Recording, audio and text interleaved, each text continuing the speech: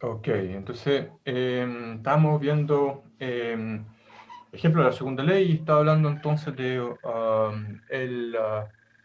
el péndulo, el experimento de Joule y me estaba empezando a hablar del ser vivo, que claro, cuando ponemos un ser vivo en un sistema cerrado, el ser vivo no puede sobrevivir y desde el punto de vista termodinámico esto se explica en base a la segunda ley, es decir, de que no se puede conservar la estructura ordenada del ser vivo, se empieza a descomponer el ser vivo, parte por morir, después se descompone su organismo, todo eso simplemente porque tiene que aumentar la entropía y entonces el ser vivo tiene que pasar de una estructura ordenada, molecular, a una desordenada que es su descomposición.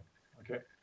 Entonces acá la pregunta que nos estamos haciendo es ¿hasta qué punto es posible hacer el opuesto? Es decir, ¿hasta qué punto podemos extraer energía interna de un sistema y transformarlo en trabajo? ¿Ok? O desde el punto de vista biológico, ¿hasta qué punto podemos pasar desde una mezcla, una sopa de moléculas a un ser vivo? ¿Cómo podríamos hacer eso? ¿Cómo podríamos transformar una, una situación que debiera siempre conducir a un aumento de entropía a otra que minimiza localmente la entropía? Es decir, ¿cómo hacemos para enfriar un recinto con un refrigerador que disminuye la entropía? Entonces, dentro del refrigerador le bajamos su temperatura. ¿Cómo hacemos para generar un ser vivo que también es un mínimo local de entropía? ¿Okay? Entonces, para lograrlo, vamos a imaginar que una máquina, un dispositivo, que nos permita hacer esto mismo. Es decir, vamos a partir del punto de vista del mecánico, es decir, cómo vamos a hacer para extraer energía interna de un sistema. Tenemos una... esto sí. Entonces tenemos un sistema A, perdón, esto debería ser otro. Este es el sistema A, ¿ok? Y vamos entonces a diseñar una máquina M que se entiende como un dispositivo que siempre va a volver a su estado inicial. Es decir, una máquina es un dispositivo físico que trabaja en ciclo, es decir, que parte de un estado inicial, va a cambiar durante el proceso, pero vuelve a su estado inicial, ¿ok? Para poder hacerlo repetidamente. Y esa máquina va a extraer una cantidad de calor Q, um, se me salió ahora. Q del estanque de energía interna a una temperatura T, y lo va a botar entonces en un medio, en, en un medio en el cual estamos queriendo aplicar trabajo, que sería el sistema B. Y este de acá entonces vamos a aplicar trabajo. ¿Okay? Entonces, acá, esa es la idea que tenemos. Queremos hacer esto. Queremos poder extraer energía interna en forma de calor de una fuente de energía interna a temperatura T y transformar esa energía en trabajo usando una máquina. O sea, esto es completamente teórico, vamos a ver si funciona esto de acá. ¿Ok? Entonces, obviamente tiene que cumplirse la segunda ley. ¿Ok? Entonces, el delta S del universo, que es igual al delta S del sistema A, más el delta S de la máquina, más el delta S del sistema B. Pero el sistema B solamente recibe trabajo. Entonces, para el sistema B, este de acá es 0 porque Q, uh, eh, pues escribámoslo así, porque delta QB es 0. Por otro lado, la variación de entropía de la máquina es 0 porque la máquina tiene que volver a su estado inicial. ¿Okay? Tiene que ser un proceso cíclico. La máquina tiene que volver a su estado inicial. Entonces, la variación de entropía del universo solamente está dada por la variación de entropía del sistema A y el sistema A pierde calor. Entonces eso va a ser igual a menos Q, que sería el valor absoluto de Q mayúsculo, partido por la temperatura. Y eso es negativo. Entonces no funciona. No podemos hacer un sistema de esa manera y hay que modificar el dispositivo para asegurarnos que se cumpla la segunda ley. ¿Okay? Entonces, eso lo tengo resumido aquí en la transparencia. ¿Okay? Entonces, queremos crear este sistema tal como lo tengo dibujado acá, en que extraemos calor a la fuente A. Entonces, cuando le pongo minúscula es a un valor absoluto. En mayúscula es un valor algebraico que puede ser negativo también. Y entonces, este calor es positivo, es decir, A entrega calor Q positivo a la máquina. ¿Okay? Y a su vez la máquina ejerce un trabajo W minúsculo, también positivo, sobre el trabajo P. ¿Okay? Sobre el sistema B, perdón. ¿Okay? Y tiene que cumplirse que la entropía del universo tiene que aumentar. ¿Okay? Entonces, en este caso, la variación de entropía de S', sería todo lo que no es A en este dibujo, M y B, ¿ok? Y bueno, en este caso, lo único que cambia, el único sistema que cambia entropía es A, ¿ok?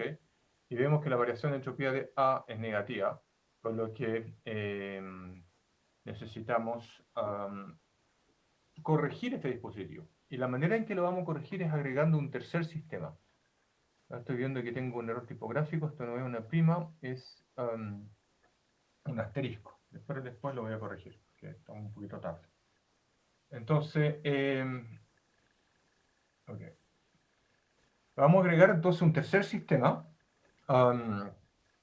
que reciba ese exceso de calor que no estamos tomando en cuenta. Entonces, para que funcione una máquina, es necesario ponerle un tubo de escape, en palabras prácticas. Esta máquina tiene que poder botar algo, si no, no funciona. No funciona la máquina, no puede existir una máquina ideal tal como la tenemos diseñada de esta manera. ¿Okay? Tiene que poder botar energía. ¿Okay? Entonces, se puede transformar energía interna, extraer calor y transformarla en trabajo.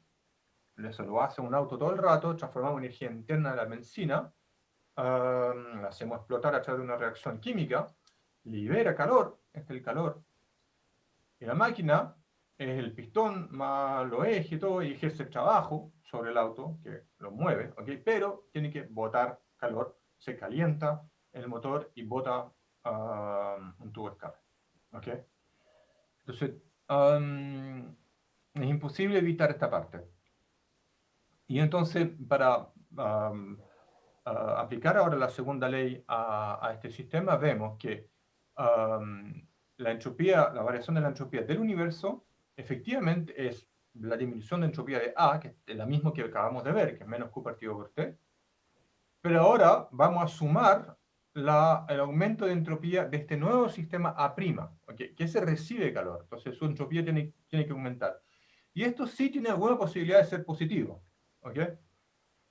Entonces, para poder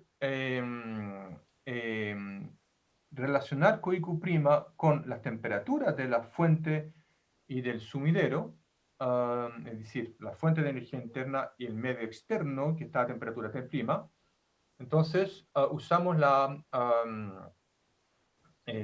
primera ley aplicada a la máquina. ¿Okay? Entonces, eso es, significa que acá, la primera ley aplicada a M entonces es que la variación de entropía, perdón, de energía para la máquina es la cantidad de calor que recibe del sistema A, más el trabajo que ejerce al sistema B, más el QB que intercambia con el sistema A', perdón, el QA'. ¿Ok? Y eso, para pasar a valor absoluto, desde el punto de vista de la máquina, sabemos que recibe calor, entonces más Q desde el sistema A, pierde trabajo sobre el sistema B, y, porque ejerce trabajo sobre B, y pierde calor entregándoselo de vuelta al sistema A'. ¿Ok? Entonces, eso tiene que ser cero porque la máquina vuelve a su estado inicial, o sea, no hay variación de energía. Entonces, vamos a definir la eficiencia de la máquina. La eficiencia de la máquina sería cuánto trabajo puede ejercer a costa de cuánto calor extrae de la fuente. ¿Ok? Y esto de acá entonces lo podemos juntar con la segunda ley. ¿Ok? Entonces tenemos la segunda ley que es... aquí está acá.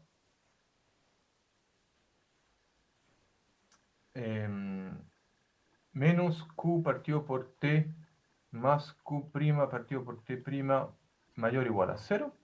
Y por otro lado, tenemos que Q menos W menos Q' es 0.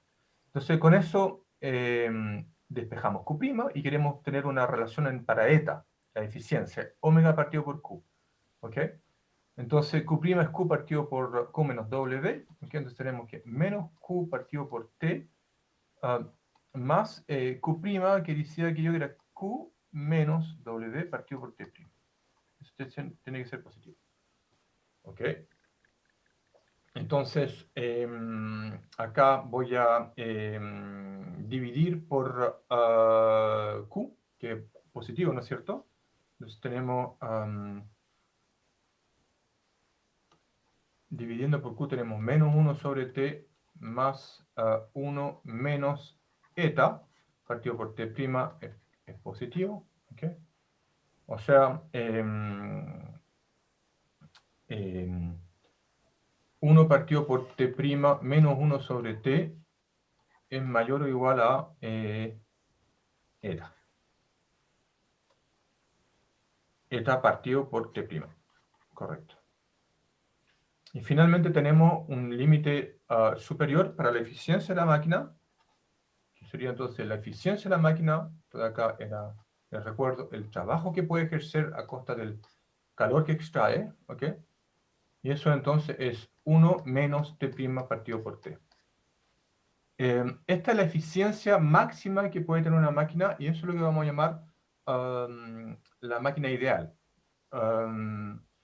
Entonces, esa máquina ideal tiene esa eficiencia, y entonces para que sea perfectamente eficiente es necesario que esta razón T' partido por T sea 0. O sea, es necesario que o la fuente tenga temperatura infinita o el medio exterior esté al cero absoluto. Pero en cualquier rango intermedio, una eficiencia de 1 en que se extrae, se ejerce igual tanto trabajo como se extrae, es imposible porque viola la segunda ley de la termodinámica. ¿Ok?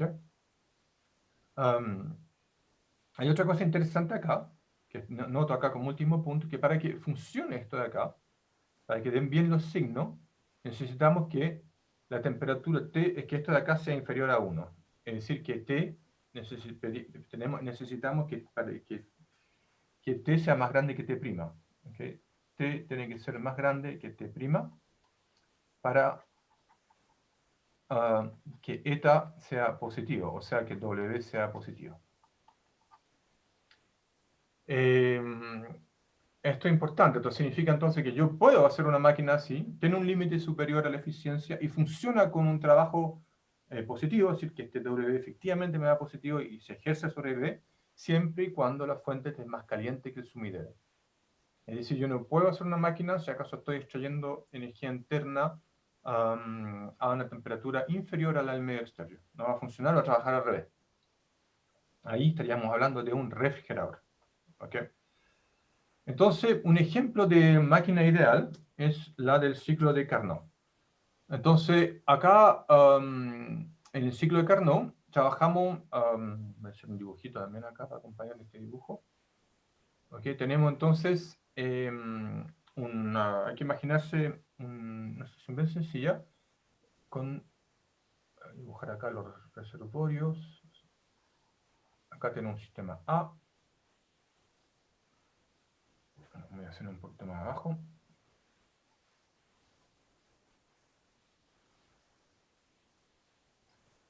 Ok. Y entre medio acá vamos a poner la máquina.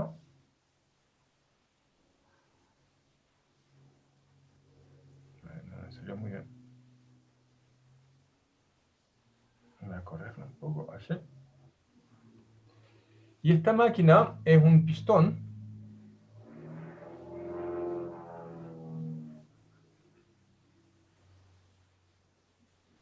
que ejerce trabajo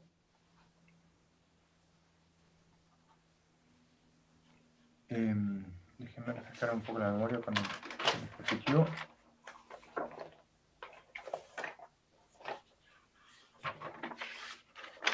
Eso. Entonces, esto de acá ejerce trabajo sobre un sistema B. Sistema B, entonces...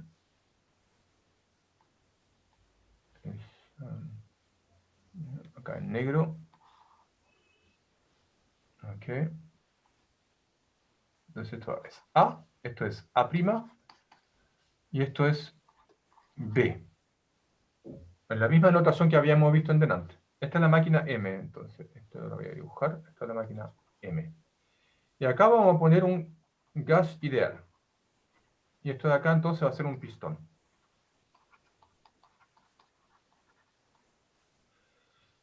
Entonces, la temperatura de A es más grande que la temperatura de A'. Entonces,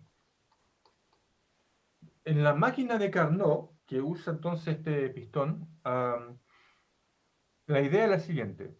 En la primera etapa, hacemos una expansión isotermal del gas ideal, poniéndolo en contacto con este sistema A.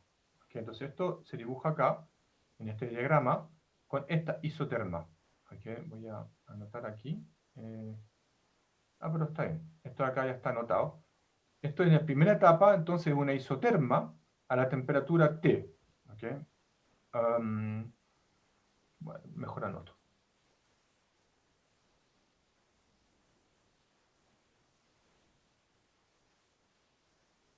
Ok, entonces esto de acá es una isoterma.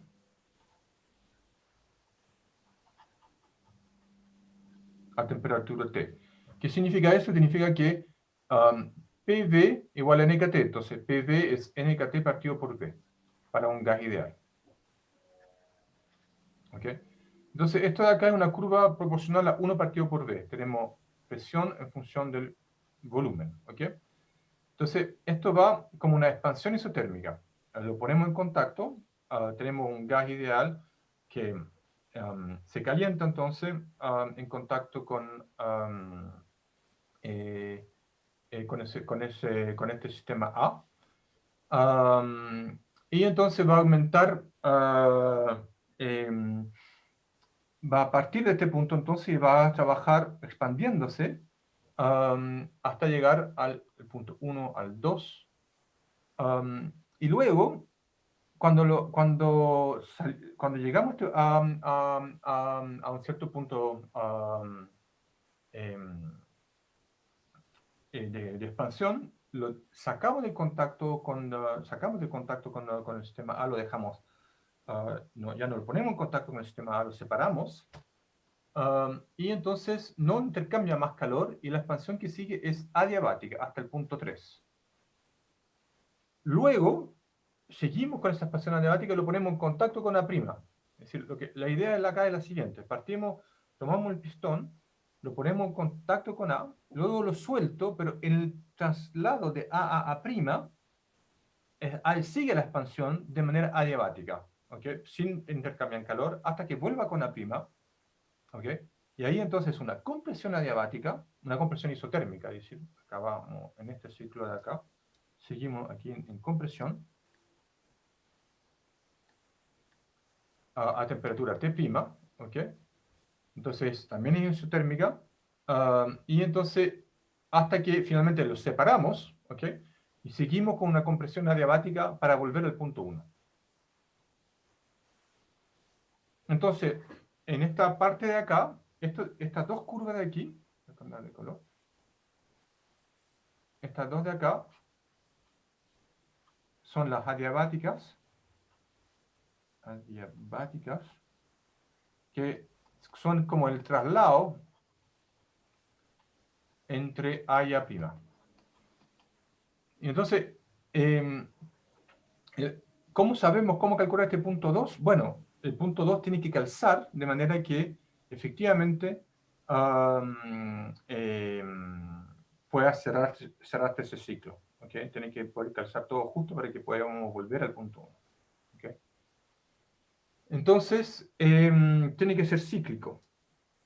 Y uno entonces hace el cálculo aquí de justamente de calcular la eficiencia de Carnot. Entonces esto acá es un cálculo largo y tedioso.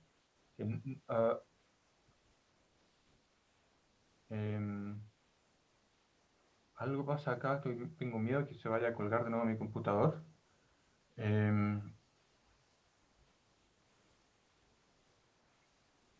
Ya sé qué pasa, sí. Y que estoy en el Zoom. Okay. Ahora sí. Entonces,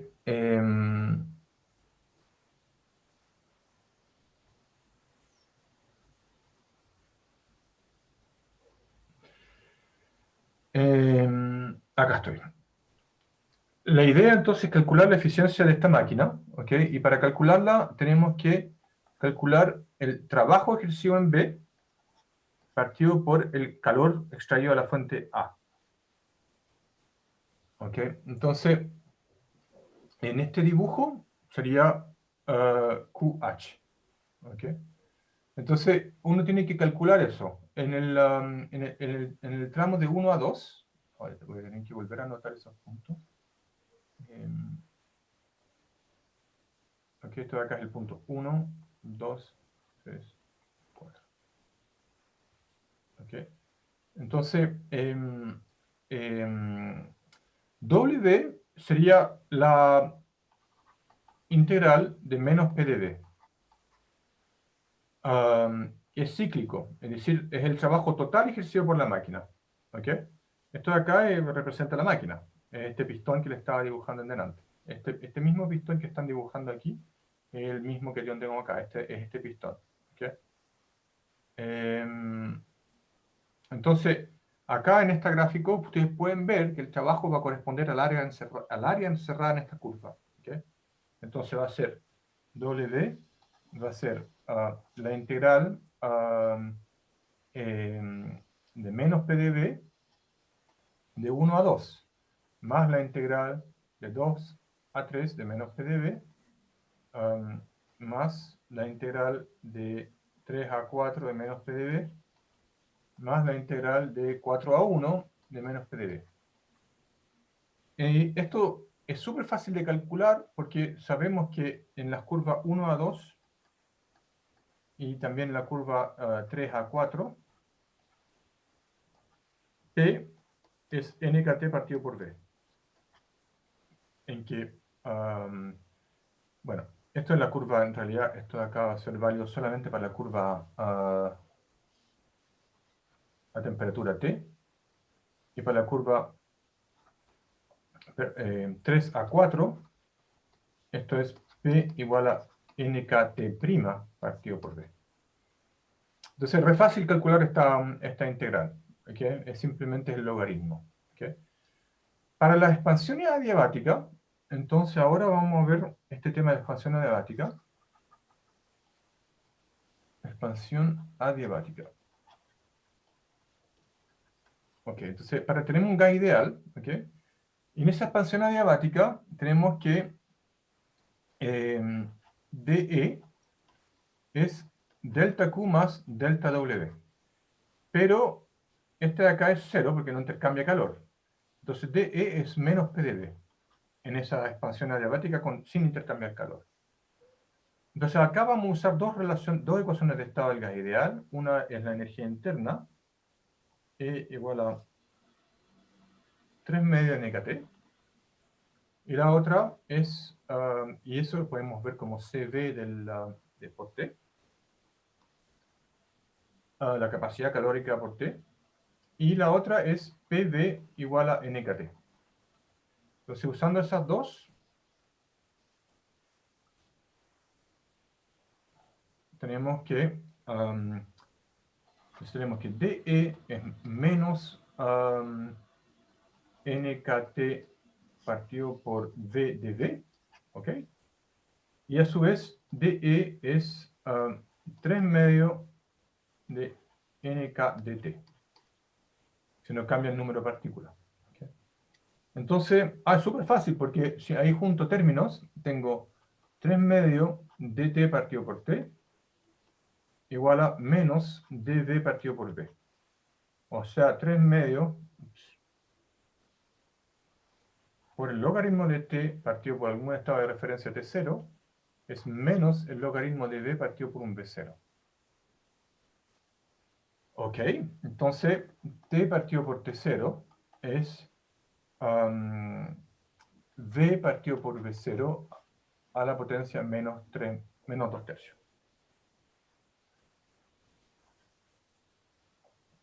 Pero nosotros queremos tener la relación entre P y V. ¿Okay? Entonces volvemos a usar acá la ecuación de gas ideal, PV igual a NKT, y P0, V0 igual a NKT0. ¿Okay? Entonces lo junto, y obtengo que T partido por T0 es PV partido por PV0. Y por lo tanto, la adiabática va a estar dada por PV partido por PV0, P0, V0, igual a V sobre V0 a la menos 2 tercios. O sea, P partido por V0, P0, perdón, es entonces V partido por V0 a la potencia menos 2 tercios menos 1, y eso es menos 5 tercios.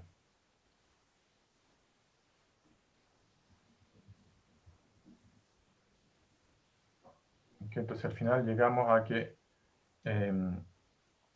P partido por P0 es V partido por V0 a la menos 5 tercios. Esto sería entonces la expansión, la curva de expansión adiabática.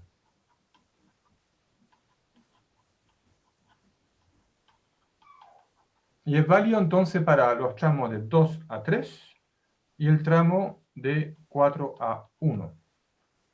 ¿Ok? Entonces, por ejemplo, la integral de el trabajo de 2 a 3 sería entonces la menos PdV por de 2 a 3.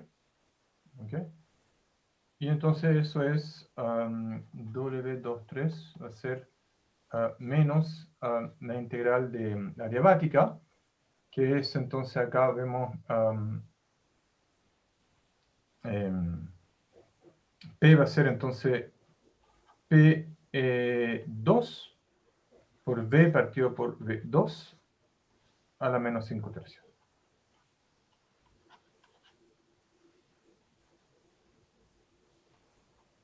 Ok, simplemente uno integra acá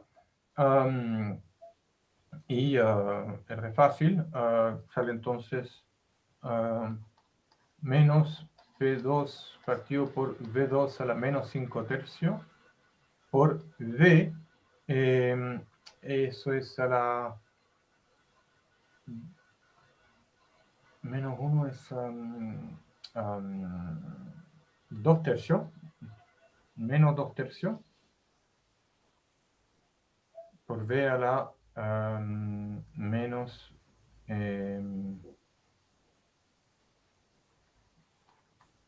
evaluado entre 2 y 3. Esto de acá es a la menos 1. Etcétera. Entonces ustedes lo hacen, es tedioso, no lo quiero hacer todo, se van a quedar dormidos y probablemente lo más importante es que lo hagan ustedes. Calculan entonces todos estos valores de V2, P2, V3, etcétera, en base a el estado inicial, P1, V1. Lo pueden despejar todo, van a tener suficientes ecuaciones. Y finalmente pueden volver para atrás y calcular acá el trabajo total. Van a calcular el trabajo total, que es el área encerrada en esta curva. ¿Okay? Porque, ups, acá está. ¿Okay? Y después necesitamos calcular el calor entregado acá. ¿Ok? Entonces, para calcular el calor, usamos para calcular a QH, Q extraído al sistema A, o sea, en esta figura sería el QH, ¿ok? Aplicamos entonces la variación de energía en ese tramo. Sabemos que delta E de 1 a 2 es 0. A ver si me siguen acá. ¿Por qué el delta E de la máquina tiene que ser 0 en ese tramo, de 1 a 2? Acá, en este tramo de acá, que es la isoterma de 1 a 2, la variación de energía de la máquina tiene que ser 0. A ver si alguien me sigue por acá. Calculando la variación el cambio de energía en el tramo de 1 a 2. La máquina, les recuerdo, es un gas ideal. La máquina es esto, es el pistón. Está compuesto por un gas ideal. ¿Okay? Y esto es una isoterma, ¿no es cierto? Está siendo expandido isotérmicamente. ¿Por qué la energía total tiene que ser 0? La variación de energía total tiene que ser 0.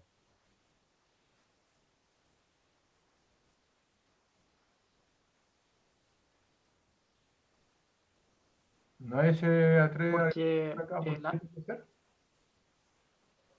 Estamos la viendo la energía variación está en función de la temperatura. interna de un gas ideal. Aquí la energía interna de un gas ideal es 3 medios de nkt. Entonces, delta E 1 a 2 va a ser la energía en 2 menos la energía en 1. ¿Ok?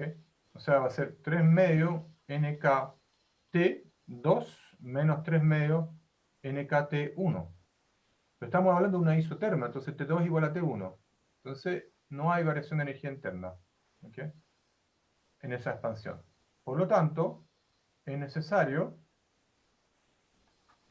para que se cumpla que delta E12 es 0, eso tiene que ser el trabajo de 1, 2, o sea, pero el calor intercambiado más el calor intercambiado con el sistema A más el trabajo en ese tramo. Entonces acá podemos sacar el calor. Es simplemente menos la integral de P de D, va a ser más la integral de P de D desde 1 a 2. Y esto de acá es súper fácil de hacer, la del gas ideal. Así es como entonces finalmente calculan la eficiencia del ciclo de Carnot. Es súper importante, es crucial que lo hagan de tarea. Esto es quizás la tarea más importante de todo el curso. Hay que hacerla. Incluso si abandonaron entregar las tareas, háganlo. Es la única manera de comprender esto. Es súper simple. Al final uno calcula acá en este diagrama cuánto calor extrae de la fuente caliente. Con la máquina de este sistema de aquí, vamos a calcular cuánto calor extrae, cuánto calor y cuánto trabajo ejerce. ¿Okay? Y con eso podemos entonces calcular la eficiencia de esta máquina de Carnot. Y resulta que la eficiencia de la máquina de Carnot es igual a la eficiencia de la máquina ideal. En que este de acá, TH, sería, en esta notación de acá, los tengo en inglés en realidad, en la máquina de Carnot, entonces para recordarlo es 1 menos T de cool y TH de hot. El baño caliente y el baño frío. El sumidero y la fuente. Perdón, sumidero, y este de acá es la fuente. Aquí esto sería, en mi notación anterior, TH es T y TC es el T'. Ok, entonces con eso, esto es toda la teoría que hay. No, hay un tema importante también que ver sobre el calor reducido.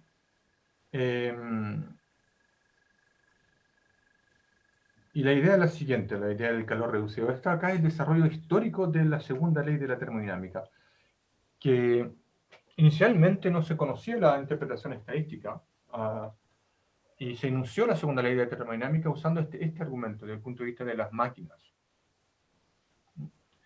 Y la idea es la siguiente, es que supongamos que tenemos un proceso cualquiera. Entonces, está mal dibujado. Ahí está. Voy a hacerlo un poquito más abajo.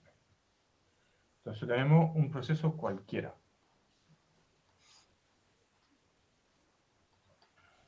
Elijamos dos variables PD.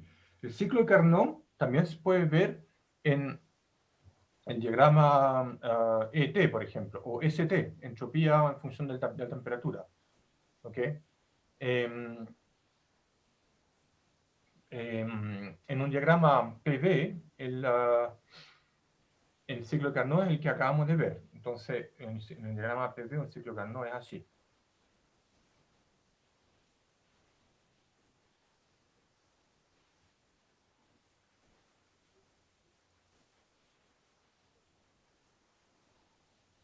¿Ok? Entonces serían los puntos 1, 2, 1, 2, 3 y 4. ¿Ok? Entonces esto de acá es un ciclo de Carnot en el diagrama PV. Yo puedo dibujar acá también un ciclo cualquiera.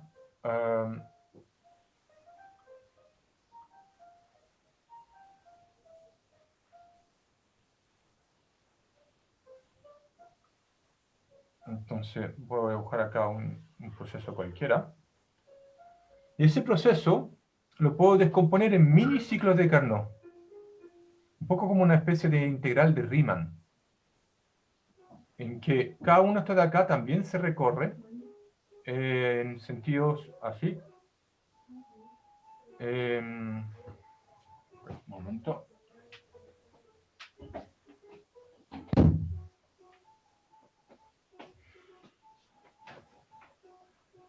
Entonces, es igual como descomponer esta área en pequeños rectangulitos, pero en vez de usar rectangulitos, estamos usando el ciclo de Carnot. Entonces, por ejemplo, acá hay uno adentro, en que tengo dos ciclos de Carnot contiguos. ¿Okay? Ustedes ven que en esta parte de acá, intermedia, lo voy a hacer de otro color, el que está pegado. Entonces acá ustedes pueden ver de que el que está pegado tiene me equivoqué. Tiene un sentido de giro igual al anterior.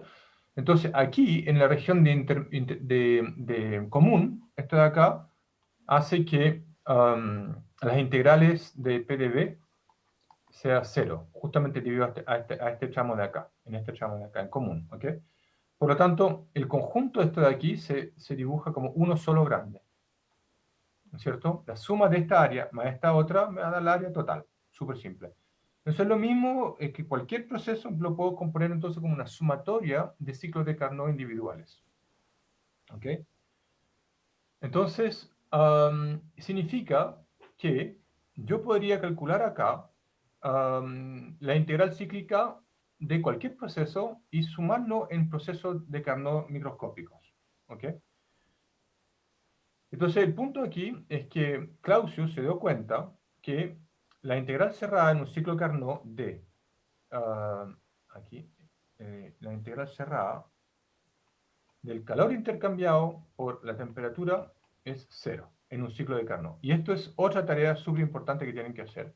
Igual como calcular la eficiencia, en el mismo cálculo ustedes calculan el calor total intercambiado en el ciclo de Carnot. El caso del ciclo de Carnot es súper simple. Es como las partes adiabáticas no intercambian calor, obviamente. Esto va a ser igual al Q partido por T más Q' partido por T'. Y estos Q y Q' son los calores correspondientes a este QH y el QC. El Q que se les extrae de la fuente caliente y el QC de la fuente fría. El Q' sería el QC. ¿Okay? Entonces, ustedes pueden ver eso, que si hacen el cálculo van a ver que esta combinación es 0. ¿Okay? Y entonces Clausius dice, ok, entonces yo, si calculo esta integral para cualquier proceso, no un ciclo de Carnot, sino que este de acá, que no es un ciclo de Carnot, el exterior, ¿ok? Yo lo puedo descomponer como una sumatoria en todas esas áreas microscópicas de que son mini ciclos de Carnot, y cada uno de ellos es cero. Por lo tanto, esta integral tiene que ser cero para cualquier proceso. ¿Okay? Y entonces dijo que, y esto es interesante porque si yo vuelvo si esto de acá es cero, significa que corresponde a la diferencia de una función de estado, porque como una integral cíclica, como yo les digo, la integral de un dA es cero, eso significa que el delta A es cero, ¿no es cierto? Y acá, esto de aquí es el delta Q partido por T. Entonces, eso lo interpretó Clausius como diciéndole que si bien delta Q no es un diferencial exacto de una cantidad física, sino que es una pequeña cantidad de calor nomás, si lo divido por la temperatura sí obtengo un diferencial exacto, y por lo tanto, esta cantidad de acá es un diferencial exacto de alguna función nueva, que llamo calor reducido. Eso es lo que nosotros entendemos hoy en día como entropía. Calor reducido y la entropía es lo mismo. ¿Okay? Pero es la visión histórica, la introducción histórica de de la segunda ley de la termodinámica. Entonces, claro, en esa época no conocían la interpretación estadística y les daba que esta función delta S, ¿okay? Que sería entonces delta S, que sería la sumatoria de los delta Q partido por T, siempre era positiva para todos los procesos. Con la entropía, la variación de entropía del universo, siempre daba positivo para todo proceso. Entonces lo tomaron como un axioma, un postulado, que era entonces la segunda ley de la termodinámica. Nosotros ahora lo entendemos de manera mucho más profunda, diciendo que tiene que ver con el postulado que todos los estados accesibles a un sistema en equilibrio son igualmente probables. Tenemos 8 postulados, uno por 8, pero el postulado estadístico es mucho más fino, ¿no es cierto? Ok, entonces eso es lo que entendemos por calor reducido. Y la introducción histórica de la segunda ley de la termodinámica. Entonces, para terminar ahora, solo contarles brevemente de estas aplicaciones. Son ejemplos de máquinas. ¿Okay? Entonces, por ejemplo, para el caso del refrigerador, a ver, ok, déjame la memoria un poquitito. Claro, entonces diseñemos un refrigerador con esta máquina ideal, con este formalismo de máquinas. Entonces, lo mismo que habíamos partido haciendo al principio, tenemos acá un medio A, un sumidero, ¿ok? Y un sistema B que intercambia trabajo con una máquina M.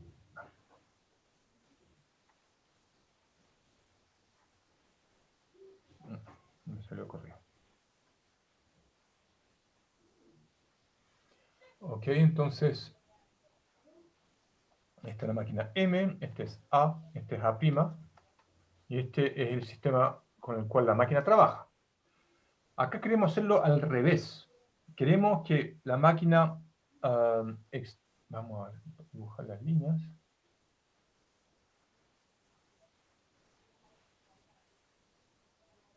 Okay. Ok, entonces queremos extraer trabajo del medio.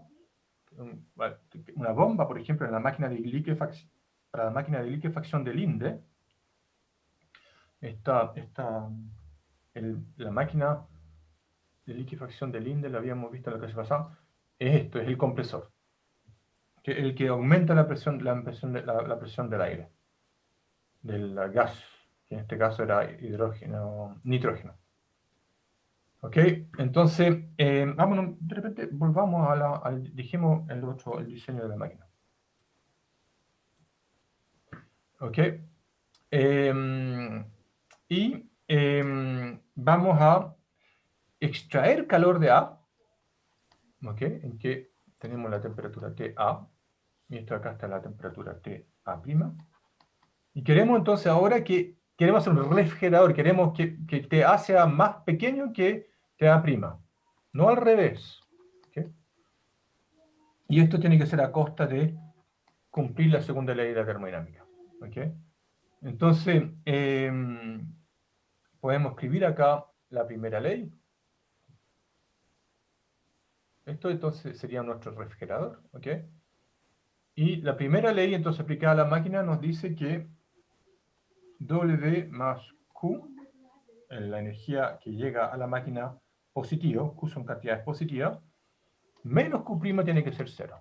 ¿Ok?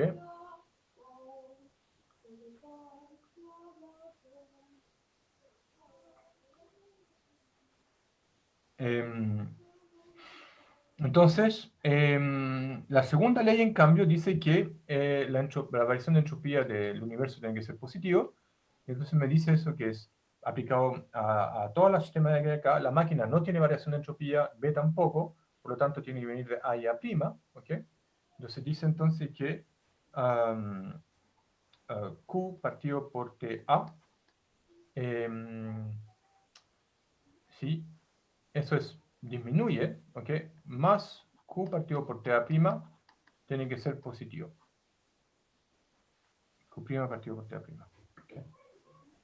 Bien, entonces con eso tenemos que Q' partido por TA' tiene que ser más grande que Q partido por TA.